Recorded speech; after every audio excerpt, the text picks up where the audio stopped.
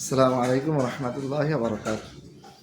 ক্ষমতা এবং ইসলাম, ইসলাম এবং ক্ষমতা কোনটা চাই? ইসলাম চাই না ক্ষমতা চাই? ক্ষমতা হচ্ছে মানুষের জীবনের একটি অংশ।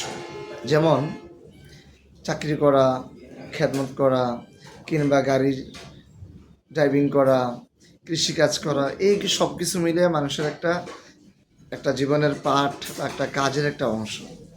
ঠিক তেমনিভাবে ক্ষমতা গ্রহণ করা, ক্ষমতায় বসে কোনো কিছু পরিচালনা করা, এইটাও জীবনের বিভিন্ন কর্মের একটি অংশ মাত্র। সুতরাং ইসলাম ব্যতীত ক্ষমতা আর ক্ষমতা ব্যতীত ইসলাম, দুইটাকে আপনি কোন দৃষ্টিতে দেখবেন এবং এই ব্যাপারে কোরআন এবং সুন্নাহর সঠিক দিক নির্দেশনা কী? আমরা যদি এটা বুঝতে চাই তাহলে যেতে হবে রাসূলুল্লাহ সাল্লাল্লাহু আলাইহি সাল্লামের কাছে। রাসূলুল্লাহ সাল্লাল্লাহু আলাইহি সাল্লাম যখন মক্কায় তিনি কালেমার দাওয়াত দিচ্ছিলেন, ইসলামের দাওয়াত দিচ্ছিলেন, তখন কাফের মুশরিকরা, তখনকার আবু জাহেল, উতবা, সাইবারা একত্রিত হয়ে রাসূলুল্লাহ সাল্লাল্লাহু আলাইহি সাল্লামের চাচার মাধ্যমে রাসূলুল্লাহ সাল্লাল্লাহু আলাইহি সাল্লামের কাছে যে প্রস্তাব পাঠিয়েছিলেন যে মুহাম্মদ, তুমি তোমার কালেমার কথা ছেড়ে দাও, ইসলামের দিকে দাওয়াত দেওয়া ছেড়ে দাও, এর বিনিময়ে তুমি যদি ক্ষমতা চাও, তোমার যদি ক্ষমতা উদ্দেশ্য থাকে তাহলে বলো, আমরা সবাই তোমাকে নেতা হিসাবে মেনে নেব। আর যদি তুমি সুন্দরী নারী চাও তাহলে বলো, আমরা তোমার জন্য সুন্দরী নারীর ব্যবস্থা করব। আর যদি তুমি সম্পদ কামনা করো, সম্পদ চাও, তাহলে আমরা আমাদের সকলের সম্পদ তোমার জন্য মুক্ত করে দেব। কিন্তু রাসূলুল্লাহ সাল্লাল্লাহু আলাইহি সাল্লাম সেদিন কি বলেছিলেন? রাসূলুল্লাহ সাল্লাল্লাহু আলাইহি সাল্লাম বলেছিলেন যে, আরে দুনিয়ার ক্ষমতা, সম্পদ আর নারী, এগুলো তো আমার কোনো কিছুই প্রয়োজন নেই।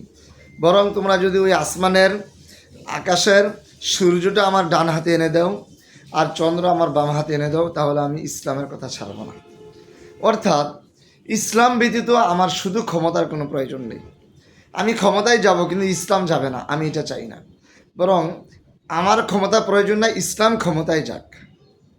আমি মরে যাই, আমি শহীদ হয়ে যাই, আমি দুনিয়া থেকে চলে যাই, আর ইসলাম ক্ষমতার মধ্যে যাক, ইসলাম গিয়ে সমাজ এবং রাষ্ট্রকে শাসন করুক, এটা হচ্ছে আমাদের চাওয়া। ওই কথাটাকে নকল করে আমরা যদি বর্তমানে এই অবস্থা দেখি এবং সাহাবাই কেরামের সিরাত, সাহাবাই কেরামের হায়াত, সাহাবাই কেরামের জীবনের সংগ্রামগুলো আমরা যদি দেখি, তাহলে আমরা আমাদের মূল্যায়ন করা, আমাদের বোঝাটা অনেক সহজ হয়ে যাবে। আবু বকর রাদিয়াল্লাহু তাআলা আনহু থেকে নিয়ে উমর, উসমান, আলী এবং সোয়ালক্ষ সাহাবাই কেরাম, সবার একটাই কথা ছিল যে আমি চলে যাব কিন্তু ইসলাম টিকে থাক। ইসলাম ব্যতীত আমার জীবনের কোনো মূল্য নেই, ইসলাম ব্যতীত আমার খাবারের কোনো মূল্য নেই, ইসলাম ব্যতীত আমার কোনো ক্ষমতা, আমার কোনো ব্যবসা বাণিজ্য, কোনো কিছুর মূল্য নেই। সুতরাং ইসলাম আছে তো আমি আছি, ইসলাম নাই তো আমি নেই।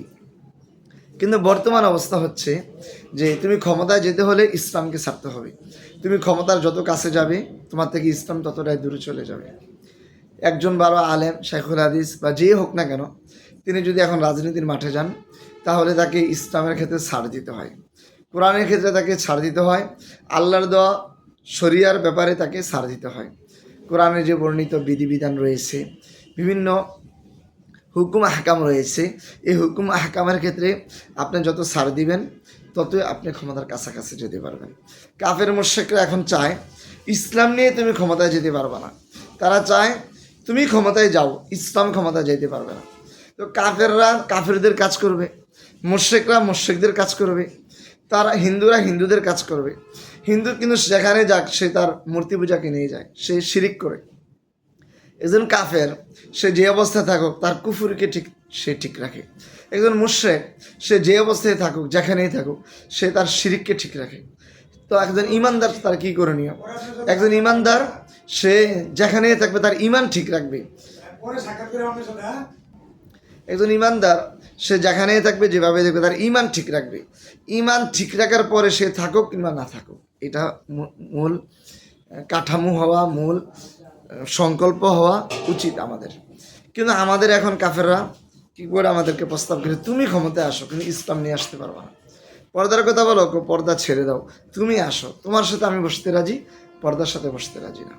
অর্থাৎ ইসলামের আইনের ব্যাপারে আপনি তার সাথে ছাড় দিতে হবে, তার সাথে আপনি ইসলামকে নিয়ে যেতে পারবেন না, ইসলামকে বাদ দিয়ে আপনি ব্যক্তিকে তারা চায়।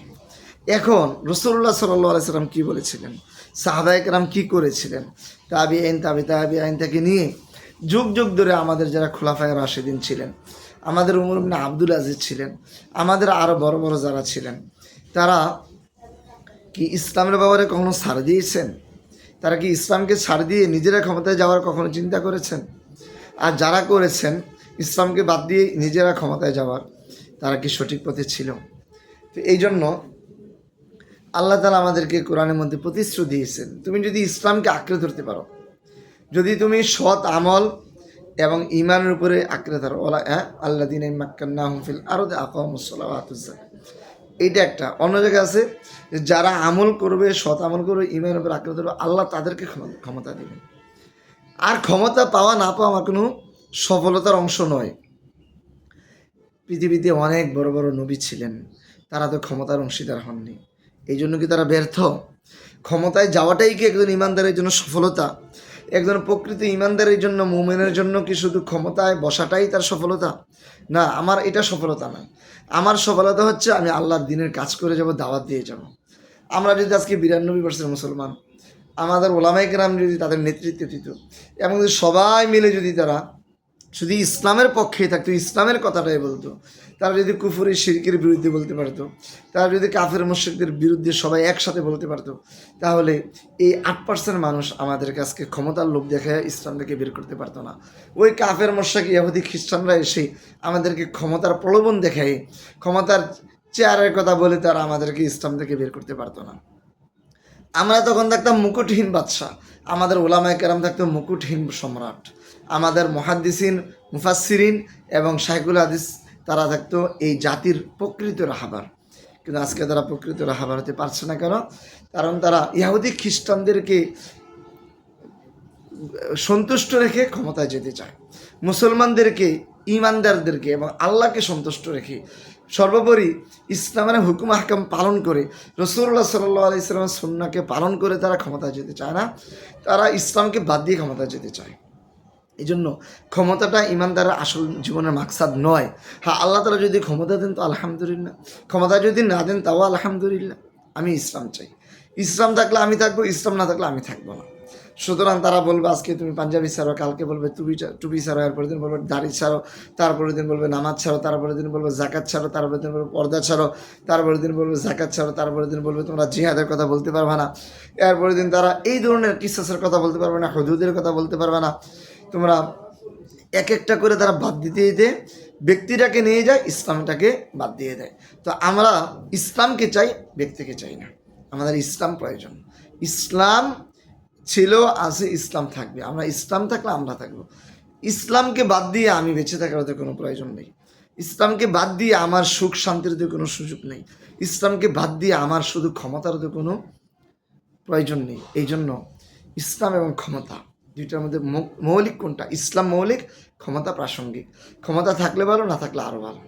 ইসলাম থাকতে হবে। ইসলামকে বাদ দিয়ে ক্ষমতার প্রয়োজন নাই, কিন্তু ক্ষমতাকে বাদ দিয়ে আমার ইসলামের প্রয়োজন আছে।